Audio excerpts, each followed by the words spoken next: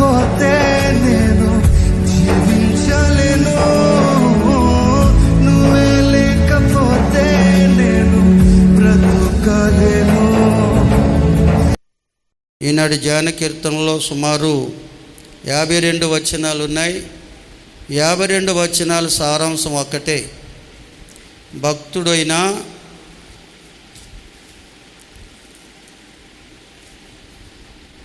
భక్తుడైనటువంటి యాతాను రచించిన దైవజ్ఞాన కీర్తనగా ఈ కీర్తనలో రాయబడి ఉంది. ఏది ఏమైనా భక్తుని యొక్క మనోగతం ఏమిటంటే, మన ఆరాధిస్తున్న దేవుడు ఎంత నమ్మదగినవాడో, ఎంత గొప్ప కార్యాలు జరిగించేవాడో నిజముగా మనం ఎరిగి ఉంటే నిత్యము ఆయన స్తుతించకుండా ఉండలేము అనే సత్యాన్ని ఈ కీర్తనలో తన అనుభవం ద్వారా వ్యక్తపరిచాడు భక్తుడైన యాతాను. దేవుని స్తోత్రం. ఎందుకంటే మన ఆరాధిస్తున్న దేవుడు ఎంత నమ్మదగినవాడో, ఎంత గొప్ప కార్యాలు జరిగించేవాడో మనము ఎరిగి ఉంటే నిత్యము ఆయనను స్తుతించకుండా ఉండలేమటండి. ఈ కీర్తన యొక్క సారాంశం అదే. మన ఆరాధించిన దేవుడు ఎంత నమ్మదగిన వాడో మనం ఎరిగి ఉండాలి. ఆయన చేసే కార్యాలు ఎంత గొప్పవో మనం ఎరిగి ఉండాలి. నిజముగా ఎరిగి ఉంటే నిత్యం ఆయన స్తుతించకుండా ఉండలేము. ఎందుకంటే మన పాటలు పాడేస్తాం, నిత్యము స్తుతించినా నీ రుణము తీర్చలేమంటే, కానీ సమస్తము నీకు ఇచ్చిన నీ త్యాగం మరువలేము. ఎన్ని పాటలు పాడుతామో నిజంగా మనం నిత్యం ఆయన స్తుతించే అనుభవంలో ఉన్నామా? ఆయన స్తుతించే అనుభవంలో మనం ఉండాలంటే ఆయన ఎంత నమ్మదగిన వాడో ఎరిగి ఉండాలి. ఆయన చేసే కార్యాలు ఎంత గొప్పవో మనం ఎరిగి ఉంటేనే నిత్యము ఆయనను స్తుతించగలం. ప్రియులారా, ఆది మానవుడైన ఆదామును దేవుడు తన రూపములో తన పోలికలో తన కొరకే సృజించుకున్నాడు. మానవుని దేవుడు చేసింది ఎందుకొరకంటే తన కొరకే. మానవుడు దేవునివాడు, దేవుని కొరకు జీవించవలసిన వాడు. అందుకే తన రూపములో తన పోలికలో దేవుడు మానవుని చేశాడు. మాట ద్వారా సృష్టిని చేసిన దేవుడు తన స్వహస్తాలతో తన రూపములో తన పోలికలో మానవుని చేయడానికి కారణం అదేనండి. ఈ సత్యాన్ని ప్రతి మానవుడు గ్రహించాలి. మానవుల పట్ల దేవునికున్న విశ్వాస్యత ఎంత గొప్పదో ఈ కీర్తనలో మనం చూడగలం. నీ విశ్వాసత అని అనేక పర్యాయాలు భక్తుడు జ్ఞాపకం చేస్తూ ప్రభుని గణపరిచాడు. కనుక ప్రతి మానవుడు కూడా నిత్యము ఆయన దేవుణ్ణి స్తుతించే వారు ఉండాలి. దేవుడు ఎంత నమ్మదగిన వాడో ఎరిగిన వారై ఉండాలి. ఆయన చేసే గొప్ప కార్యాలు ఎరిగిన వారై ఉండాలనేది కీర్తన యొక్క ముఖ్యోద్దేశం. మన ప్రభుని నమ్ముకున్నా మంచిది. నిత్యము ప్రభుని స్తుతించే అనుభవంలో ఉన్నామా? ఎందుకంటే ప్రియులారా, ఆది మానవుడైన ఆదామవ్వలు దేవుని ఆజ్ఞను అతిక్రమించి దేవునికి దూరమైన నాటి నుంచి ఈనాటి వరకు ఆయన మానవాళితో మాట్లాడుతూనే ఉన్నాడు.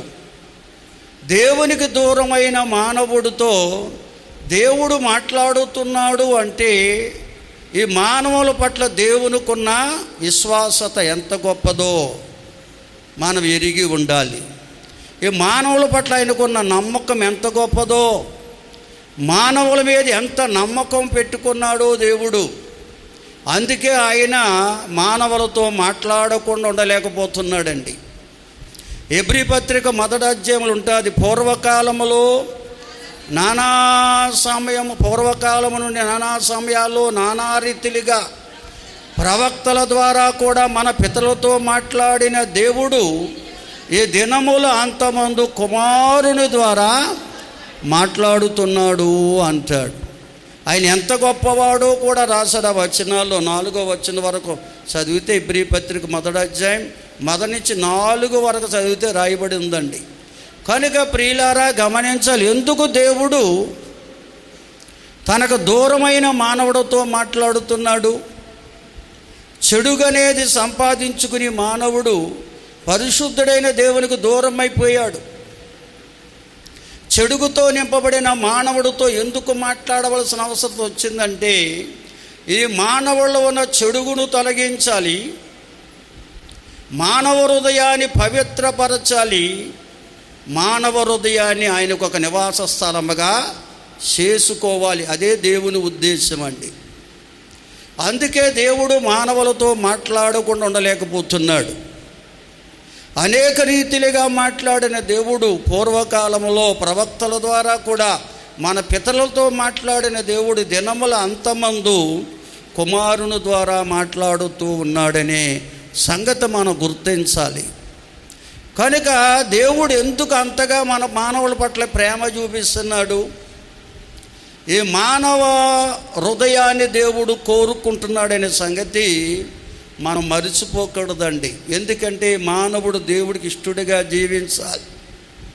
అది దేవుని యొక్క ఉద్దేశం ప్రియులారా. అందుకే దేవుడు మానవాళిని తన కొరకు ఏర్పాటు చేసుకుంటున్నాడు అని రాయబడి ఉంది బైబిల్ గ్రంథంలో. హల్లెలూయా. చూడండి, యోహాను సువార్తలో ప్రభువారు చెప్తారన్నమాట. ఒక్కసారి చదువు ముందుకెళ్దామండి. యోహాను రాసిన సువార్త 15వ అధ్యాయం 16వ వచనంలో ఉంటుంది ఈ మాట. మీరు నన్ను ఏర్పరచుకొనలేదు, మీరు నా పేరట తండ్రిని ఏమి అడుగుదురో అది ఆయన మీకు అనుగ్రహించున్నట్లు మీరు వెళ్ళి ఫలించుటకును మీ ఫలము నిలిచియుండుటకును నేను మిమ్మును ఏర్పరచుకుని నియమించితిని అంటాడు ప్రభు. ఆది నుండి కూడా దేవుడు తన కొరకు కొందరిని ఏర్పాటు చేసుకుంటూ ఉన్నాడండి. బైబిల్ చెప్తుంది, పిలువబడిన వారు అనేకులు, ఏర్పరచబడిన వారు కొందరే అని రాయబడి ఉంది. యెషయా గ్రంథములో ప్రవక్త యెషయా అంటాడు, భూదిగంత నివాసులారా నా వైపు చూసి రక్షణ పొందండని దేవుడు పిలుస్తున్నాడు అంటాడు. మత్తయి రాసిన సువార్తకు వస్తే అక్కడ ప్రయాసపడి భారము మోయుచున్న సమస్త జనులారా నా యొద్దకు రండి, నేను మీకు విశ్రాంతినిస్తాను. నేను సాత్వికుడను, దేన మనసు గలవాడను, నా కాడు ఎత్తుకుని నా వద్ద నేర్చుకొనుడి, అప్పుడు మీ ప్రాణానికి నెమ్మది దొరుకుతుంది. నా కాడి సులువు, నా భారము తేలికై ఉన్నది అంటాడు. స్తోత్రం చెల్లిస్తారా? నేను చెప్పేస్తున్నప్పుడు ఆగిపోవాలి, మీరు చదవమంటే చదవాలి. ఎందుకంటే గజిబిజిగా ఉంటుంది, ఎవరికి అర్థం కాదు మన మాటలు. అందరూ స్తోత్రం చెల్లించాలి. మీరు చదివితే నేను ఆగిపోతానని చెప్తే మీరు ఆగిపోవాలి, అంతేనండి. రిమోట్ కంట్రోల్ అన్నమాట. స్తోత్రం చెప్తారా? బిగ్గరగా దేవుని స్తుతిస్తారా? కనుక ఆది నుంచి దేవుడు కొందరు మానవుల్ని ఏర్పరచుకుంటున్నాడు, అందరినీ పిలుస్తున్నాడు.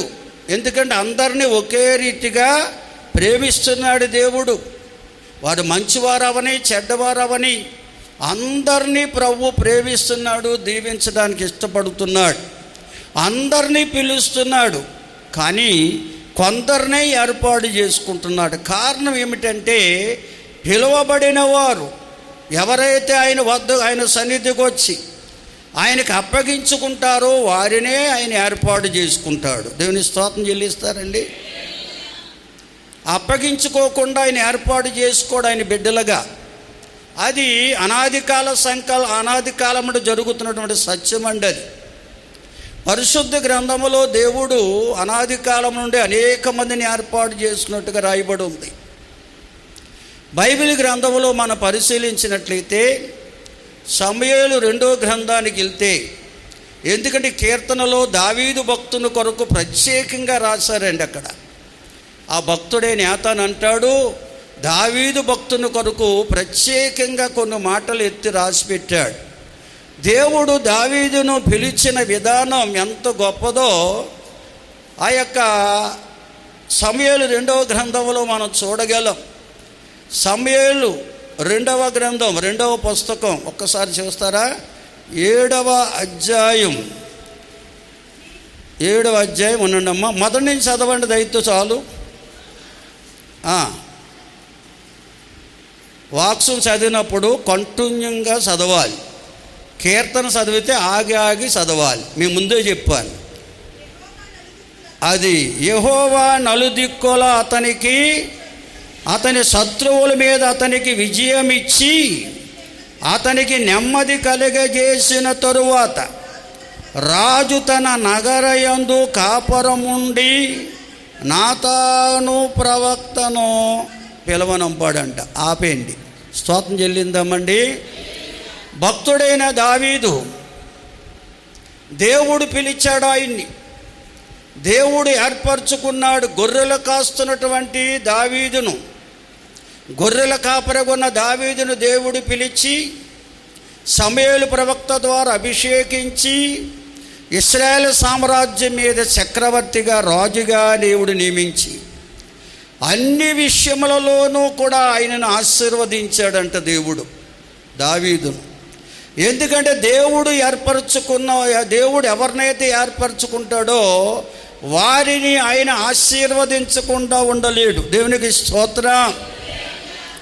దావీదును అన్ని విధాల ఆశీర్వదించి శత్రువులపై జయమిచ్చి ఎప్పుడైతే నెమ్మదిని కలగజేశాడో దావీదు భక్తునికి ఒక ఆలోచన వచ్చిందటండి. ఆలోచన వచ్చి తన అంతఃపురములో ఆస్థానములో ఉన్నటువంటి ప్రవక్త అయిన నాతాను పిలిపించి, అయ్యా, దేవుడు నాకు అన్ని విధాల విజయం ఇచ్చి ఆశీర్వదిస్తున్నారు. అయితే నేను సరంబి వేసినటువంటి ఇండ్లలో నివాసం ఉంటున్నాను. నా దేవుని మందస్సు మాత్రం గుడారాల్లోనే ఉండిపోతుంది. కనుక నా దేవుని కొరకు ఒక మందిరము కట్టాలని ఆలోచన నాకు వచ్చింది. దాని కొరకు కావలసినవన్నీ నేను సిద్ధపరిచాను. అయితే మీరు దేవుణ్ణి అడగండి అన్నాడంట నాతాను ప్రవక్తతో. నాతాను ప్రవక్త దేవుణ్ణి అడిగాడండి, దైవ సన్నిధిలో ప్రార్థించాడండి.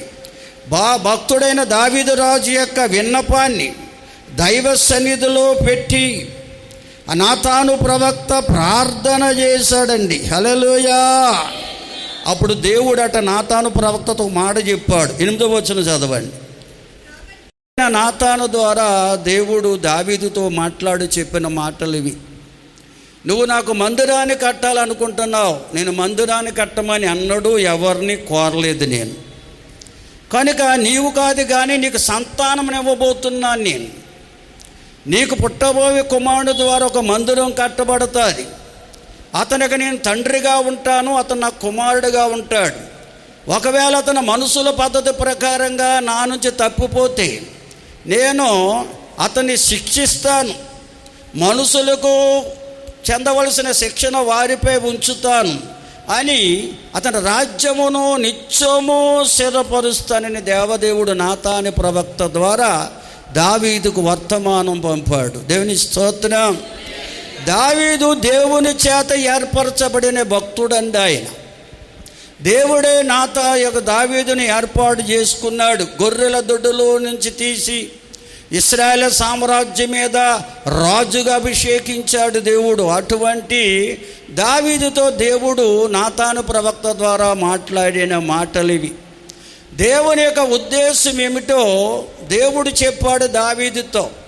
అయితే దావీదుకు సంతానముగా అక్షరార్థంగా ఒక కుమారుడు పుట్టాడు. బెత్షెబాకు తనకు పుట్టినటువంటి సొలొమోను అనే ఒక కుమారుడు ద్వారా అక్షరార్థమైన దేవుని మందిరం కట్టబడింది. దేవునికి స్తోత్రం. కానీ దేవుడిచ్చిన ప్రవచనం అది కాదండి.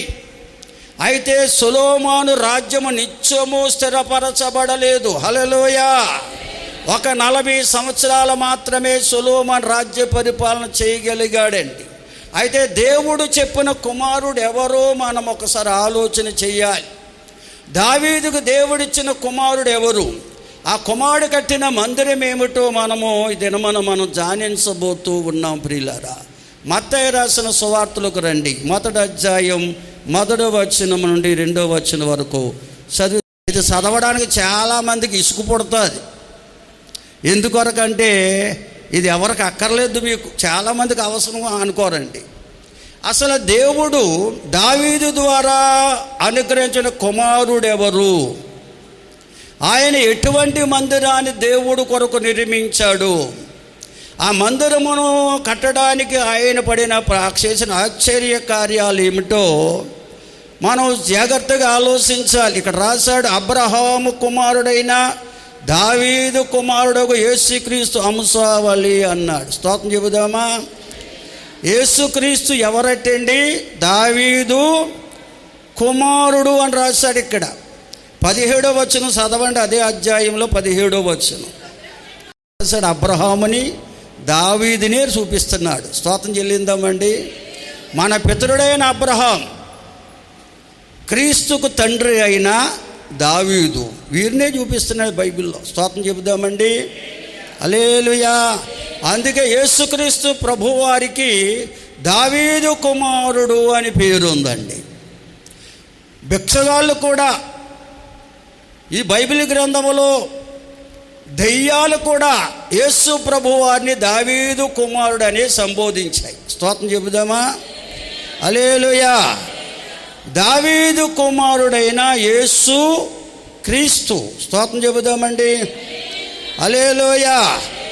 ఆనాడు దావీదుతో నాతాను ప్రవక్త చెప్పిన మాట అదేనండి, నీకొక కుమారుడు దేవుడు ఇవ్వబోతున్నాడు, అతని రాజ్యము సింహాసనం నిత్యము స్థిరపరచబడతాది, అతడే దేవుని కొరకు ఒక మందిరాన్ని నిర్మిస్తాడు. హల్లెలూయా. ఆ మందిరాన్ని దేవుడు కోరుకుంటున్నాడు. ఆ మందిరములోనే దేవుడు నివాసము చేయబోతున్నాడని ముందుగానే దేవుడు నాతాను ప్రవక్త ద్వారా దావీదుకు తెలియజేశాడండి. క్రీస్తు పూర్వమే. అదే అపోస్తుల కార్యములో కూడా రాశారు. లోకా అనే భక్తుడు అపోస్తుల కార్యాలు రాస్తూ అతడు కూడా దాన్ని అక్కడ నోటిఫై చేశాడండి. 7వ అధ్యాయం చదవండి, అపోస్తుల కార్యం 7వ అధ్యాయము 47-50. నివసించేవాడు కాదట.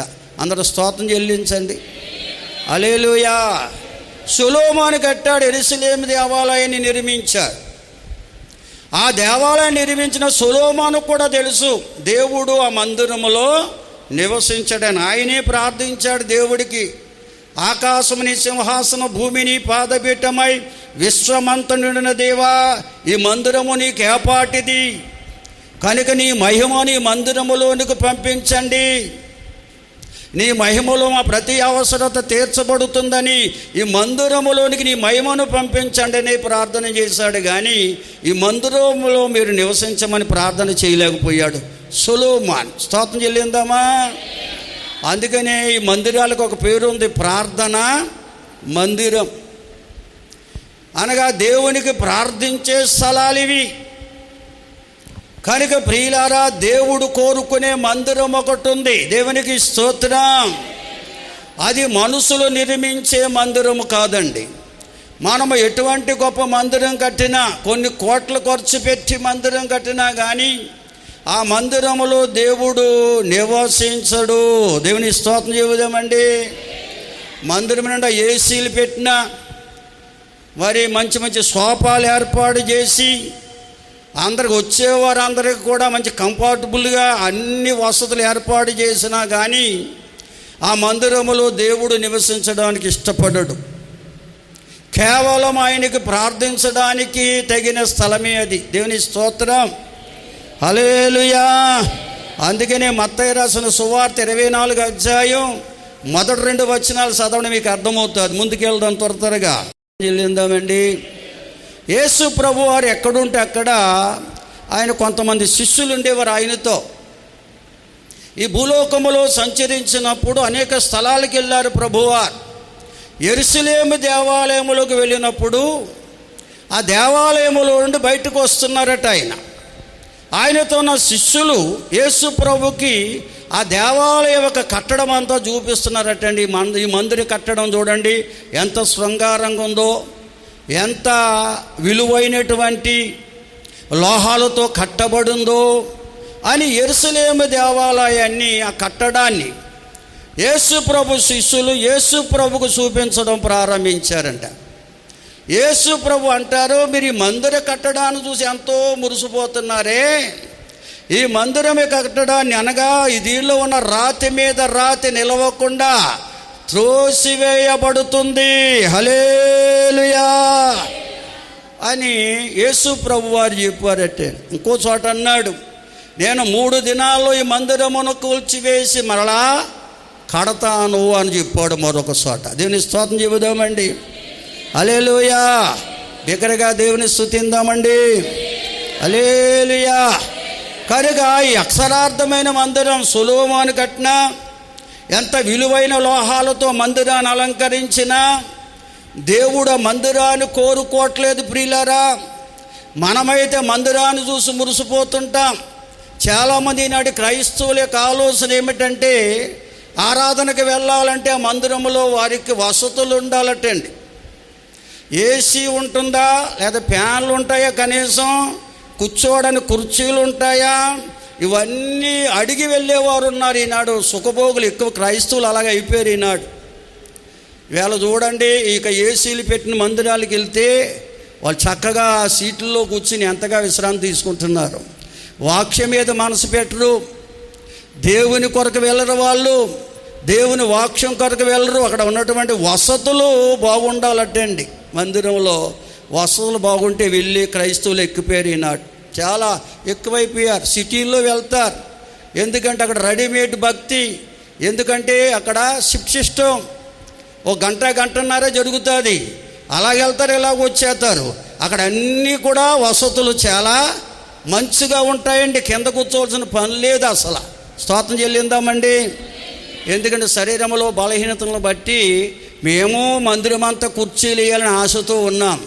చాలా సంవత్సరాల నుంచి ప్రకటన చేస్తున్నాం. ప్రకటన చేయగా సుమారు ఓ 40 కుర్చీలే సమీకరించబడ్డాయి. 40 కుర్చీలు అయితే అందరూ కూర్చోలేరు ఇక్కడ.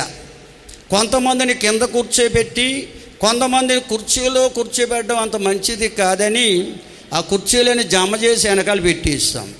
ఇంకా కనీసం 50 కుర్చీలన్నా ఎవరి ద్వారా దేవుడు ఇస్తాడు అని ఎదురు చూస్తున్నామండి. హల్లెలూయా. మీరివ్వండి అని ఎవరికి చెప్పాం మేము. దేవునిగా చెప్పుకుంటే ఎవరి ద్వారా విప్పిస్తావో అని ఎదురు చూస్తున్నాం. స్తోత్రం చెబుదామా.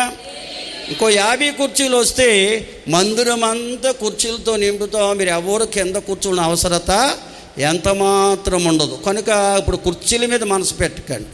స్తోత్రం చెల్లిందామండి. బిగ్గరగా స్తోత్రం చెబుదామా. ఎందుకంటే చాలా స్థలాల్లో గొడవలు అవుతున్నాయి. కుర్చీలన్నీ వెనకాల అలా పోగొట్టు కూర్చున్నాడంటే ఈయన, మా కాళ్ళము నొప్పులు పుట్టేస్తే అని చెప్పి వాక్యం చెప్తుంటేనే సనుక్కునే వారిని అనేక మందిని మేము చూస్తున్నాం. స్తోత్రం చెబుదామా అందరం. ఓ స్థలంలో అలాగే నేను ఆ సనుగు విని పాస్టర్ గారిని అడిగాను, అయ్యా కుర్చీలన్నీ వెనకాలే మీరు జమ చేసి ఉంచేశారు, వచ్చిన విశ్వాసులు కూర్చోలేక తిట్టుకుంటున్నారు, సనుక్కుంటున్నారంటే, సనుక్కోనవ్వండి తిట్టుకోనవ్వండి మనం ఏం చెయ్యం, అందరికీ సరిపోవా అన్నాడు ఆయన. నా బాధ అదే. స్తోత్రం చెబుదామండి.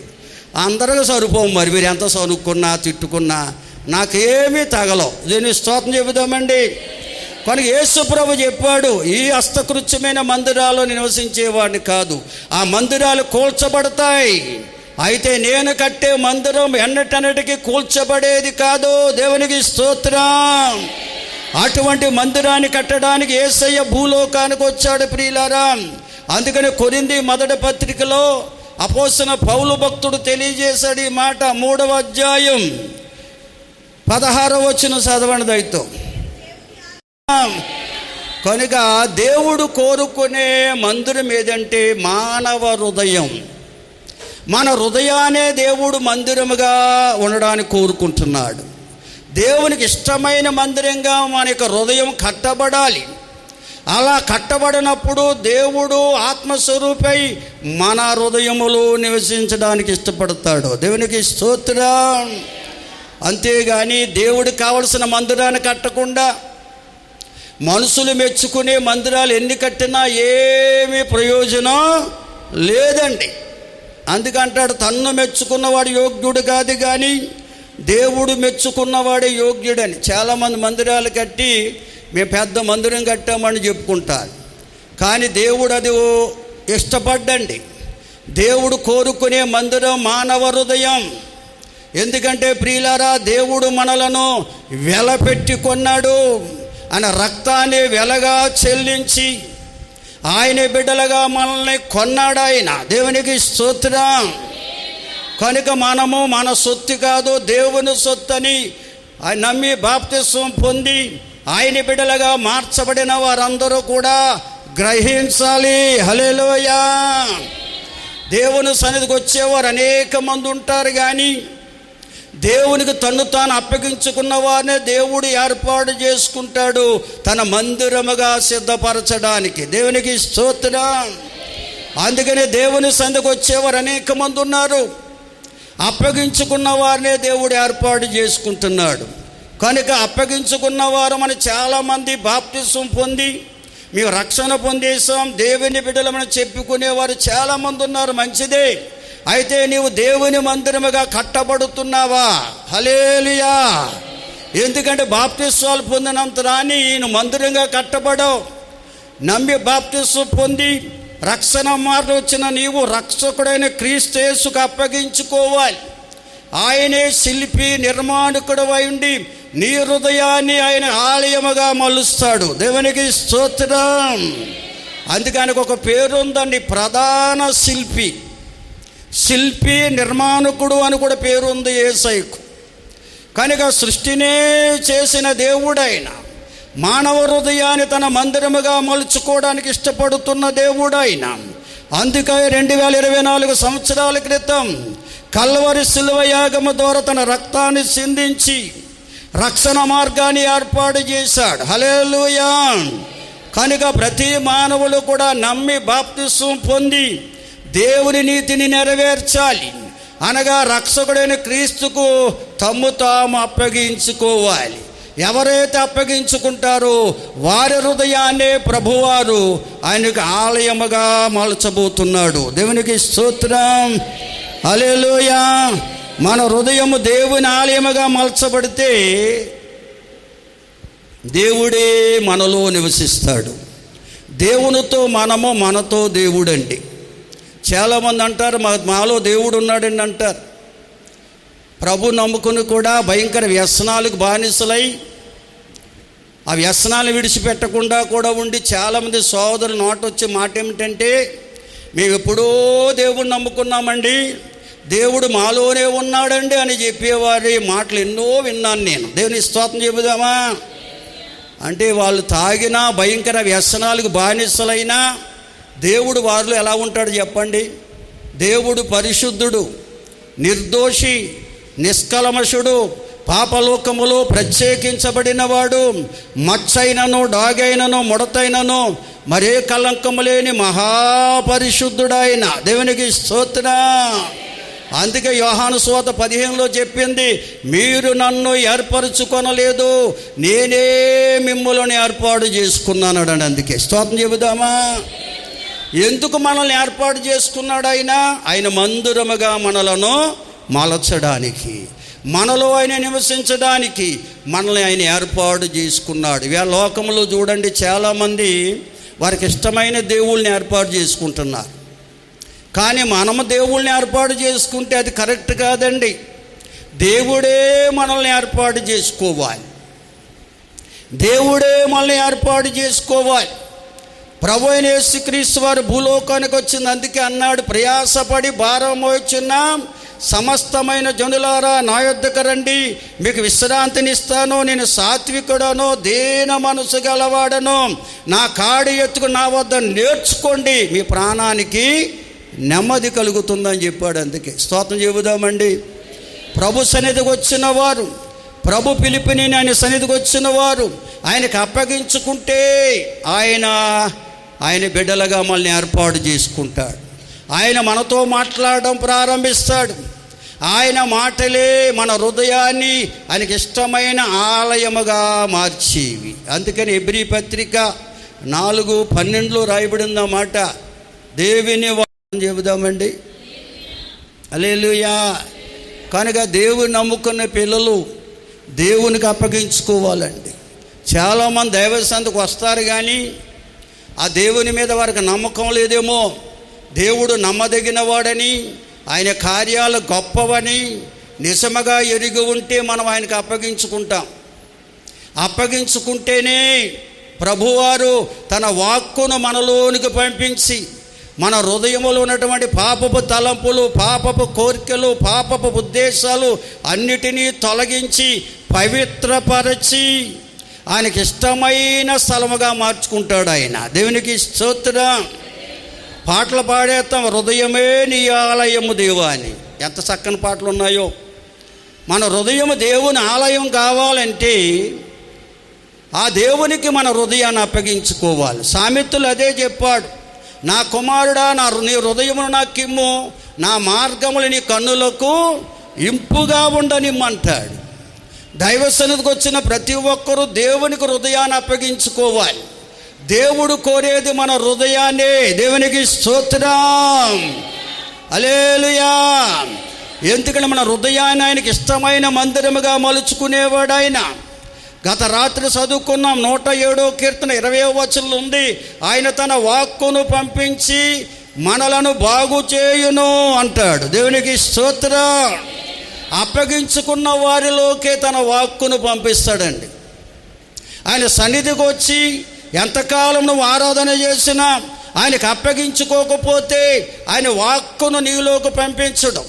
ఆయన వాక్యము 2 అంచుల ఖడ్గము, లోకమున ఖడ్గాలన్నిటికంటే గొప్ప ఖడ్గం అంటది.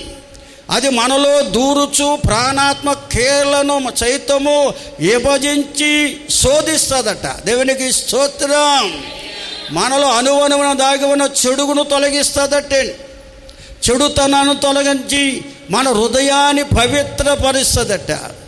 అందుకని ఇప్పుడైతే హృదయాన్ని పవిత్రపరచబడతాదో అప్పుడే పరిశుద్ధుడైన దేవుడు మనలో ఆత్మస్వరూపిగా నివాసం చేస్తాడండి. దేవుడు కోరుకున్న మందిరం మన హృదయమే. దేవునికి స్తోత్రం చెబుదామండి. హల్లెలూయా, హల్లెలూయా. కొరింథీ 2వ పత్రిక 6వ అధ్యాయం 16వ వచనం చదవండి దయతో. 16. హల్లెలూయా. కనుక దేవుని ఆలయానికి విగ్రహములతో ఏమి పొందిక. ప్రియులారా గమనించాలి, దేవుని ఆలయం మన యొక్క మానవ హృదయమై ఉన్నది. నిజంగా మన హృదయం దేవునికి ఇష్టమైన ఆలయముగా మార్చబడితే మనము విగ్రహాల వైపు చూడమండి. లోకం వైపు, లోకములో ఉన్న వాటిని మనసులో పెట్టుకోమండి. చాలామంది వారికి ఉన్న వాటిని మనసులో దాచేసుకుంటారు. అవే విగ్రహాలంటే. మన కలిగిన పిల్లలు కానీ, ఆస్తిపాస్తులు కానీ, గృహాలు కానీ, వాహనాలు కానీ, కలిగినవేవి కూడా మన మనసులో ఉంచుకునేవారు ఉండకూడదు. కేవలం యేసు నామ స్మరణ జరగాలి మనలో. దేవుని స్తోత్రం, హల్లెలూయా. అందుకంటాడు, నాకంటే నీ కలిగిన వాటి ఏవిటిని ఎక్కువగా ప్రేమించినట్లయితే నీవు నాకు పాత్రుడవు కావంటాడు. హల్లెలూయా. గత రాత్రి ప్రభువే చెప్పాడు, నాగటి మీద చెయ్యి వేసిన వాడు వెనక తట్టు చూసినట్లయితే పరలోక రాజ్యానికి పాత్రుడు కాలేడన్నాడు. దేవునికి స్తోత్రం, హల్లెలూయా. కాబట్టి ప్రియులారా, మన హృదయం దేవాలయముగా మలచడానికి ప్రభు ఇష్టపడుతున్నాడు. ఆయనకైన తన రక్తాన్ని చిందించి ప్రాణాన్ని పెట్టిన దేవుడైన ఆయన పరిశుద్ధ రక్తం మనలో ప్రోక్షించబడాలంటే మనలో ఉన్నటువంటి పాపపు తలంపులు, కోరికలు, ఉద్దేశాలు తొలగించబడి పవిత్రపరిచిన పడినప్పుడే ప్రభు అయిన క్రీస్తు మనలో నివాసం చేస్తాడు. అందుకే దేవుని ఆలయమునకు విగ్రహములతో ఏమిటి పోలిక అంటున్నాడు. కనుక లోకంలో కలిగినవి ఏవి మనలో పెట్టుకోకూడదంటే ప్రభువునే మన హృదయములో భద్రపరుచుకోవాలంట. క్రైస్తవులు ఎప్పుడు క్రీస్తు యేసుని గూర్చిన ధ్యాస కలిగి ఉండాలి, ఆశ కలిగి ఉండాలి. అందుకని లోకంలో చూడండి, చాలామంది అంజజనాంగం పిరమిడ్ స్తోత్రం చెల్లిందామా, పిరమిడ్ ధ్యానం అని పెట్టారు. గొలవెల్లో కూడా ఉంది, మీరు చూస్తే తెలుస్తుంది. అక్కడ టైలర్ గారు బిగ్గరగా స్తోత్రం చెబుదామా, హల్లెలూయా.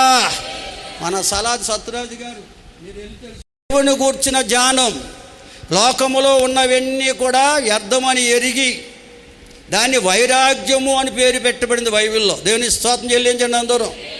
హల్లెలూయా. అందుకని పదే చెప్తాను, లోకములో నీవు కలిగి ఉన్న వాటిని జస్ట్ ఫ్రెండ్షిప్ మాత్రమే, యేసుతోనే బెస్ట్ ఫ్రెండ్షిప్. హల్లెలూయా, హల్లెలూయా.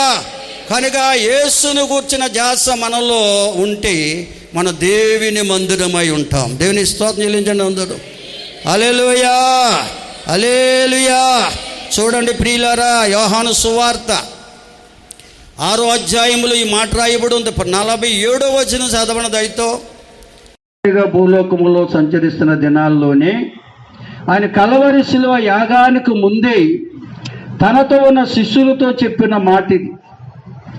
ఆయన తన శిష్యులతో ఎందుకు ఆయన లోకానికి వచ్చాడో తెలియజేసి, కనుక మానవ హృదయం దేవుని మందిరముగా మార్చడానికి నేను కల్వరి శిలువలో యాగమవుతున్నానని, హల్లెలూయా, శిలువపైన అప్పగిస్తున్నానని, నా శరీరము నలగొట్టబడతాదని, నా రక్తము శిలువలో సిందించబడతాదని ఆయన ముందుగానే తెలియజేశాడు. ఈ మానవ హృదయాన్ని పవిత్రపరచడానికి, పరిశుద్ధపరచడానికి ప్రభువు అయిన క్రీస్తు యేసు కల్వరి శిలువలో యాగం కావాల్సి వచ్చింది. హల్లెలూయా. ఆయన కల్వరి శిలువ యాగము ద్వారా కార్చిన రక్తమే మానవ హృదయాన్ని పవిత్రపరిచింది. హల్లెలూయా. ఆయన రక్తము చిందించబడే ముందు ఆయన శరీరము నలగొట్టబడింది. హల్లెలూయా. భారభరితమైన శిలువను యెరూషలేము వీధుల్లో మోసాడు ఆయన శిలువలో సిందించిన రక్తము ద్వారా మానవాళికి పాప విమోచన అనుగ్రహించబడింది. మానవ హృదయం పవిత్రపరచబడిచేది క్రీస్తు శిలువలో కార్చిన రక్తమే. హల్లెలూయా. ఆయన నలగొట్టబడిన శరీరము ద్వారా, ఆయన సిందించిన రక్తము ద్వారా మానవాళి హృదయం దేవునికి ఇష్టమైన మందిరముగా మలచబడుతుంది. దేవునికి స్తోత్రం. ఏ పాపములని యేసయ్య పాపులమైన మన కొరకు 2024 సంవత్సరాల పూర్వమే కల్వరి శిలువలో యాగమై ఆయన కార్చిన రక్తము ద్వారా మానవాళి హృదయాలను పవిత్రపరుస్తూ ఉన్నాడు. దేవుని స్తోత్రం చెల్లిందామండి. హల్లెలూయా.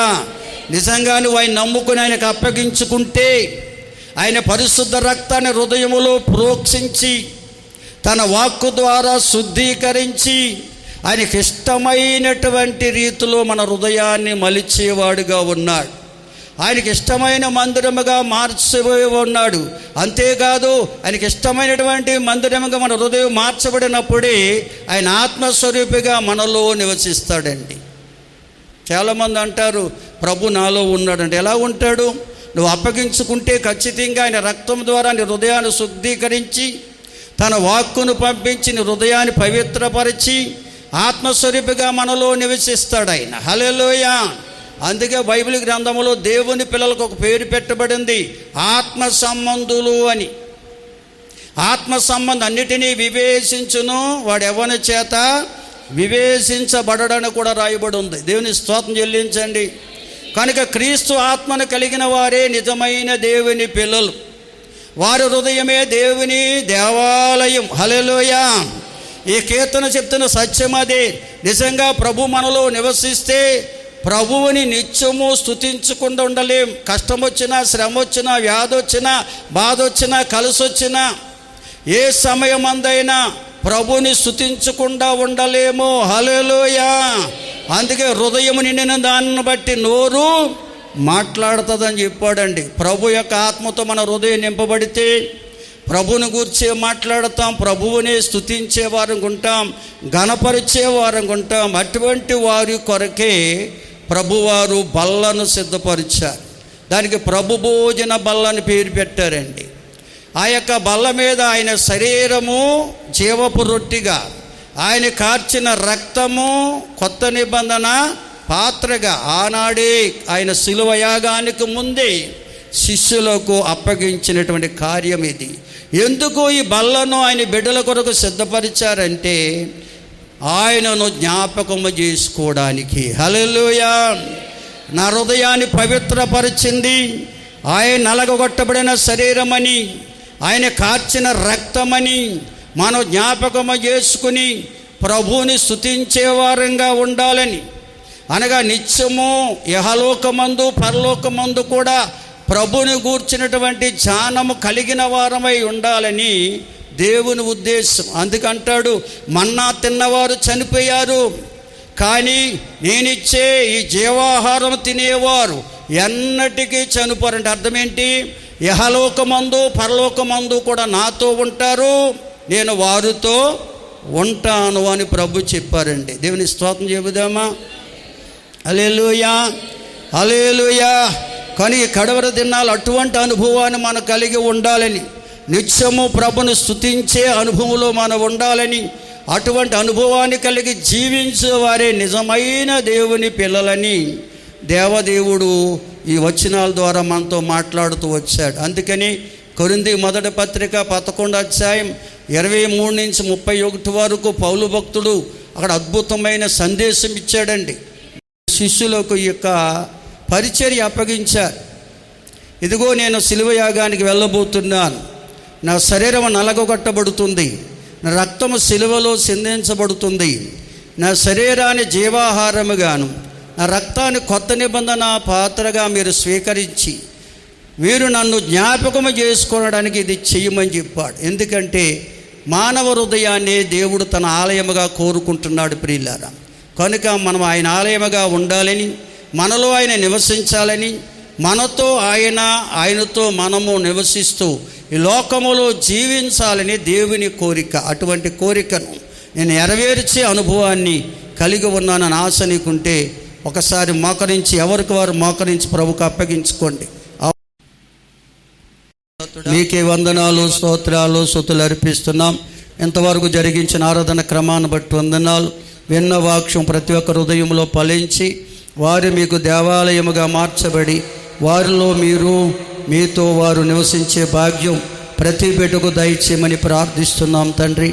కడవరి కాలంలో ఉన్నాం, ఏదో నామకార్థ భక్తి కాదు కానీ నాయనా, నిన్ను కలిగి జీవించే భక్తి ప్రతి ఒక్క బిడ్డ అయ్యా కలిగి జీవించడానికి కృపనిమ్మని వేడుకుంటున్నాం. వచ్చిన ప్రతి బిడ్డను దీవించునైనా, తెచ్చిన ప్రతి కానుక అంగీకరించండి తండ్రి. బలహీనులు ఉన్నారు, బలపరచండి. రోగులు ఉన్నారు, స్వస్థపరచండి. అనేక మంది జ్వరముతో మత్తబడి బలహీనులైన సన్నిధికి రాలేకపోయారు ప్రభువా.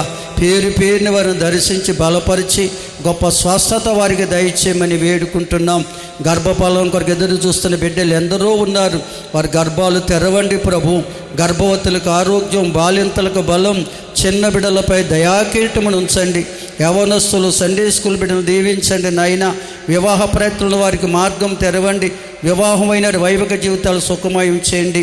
ఈ పరిచర్యకు సహకరిస్తున్న ప్రతి కుటుంబాన్ని పేరు పేరును దీవించండి నాయన.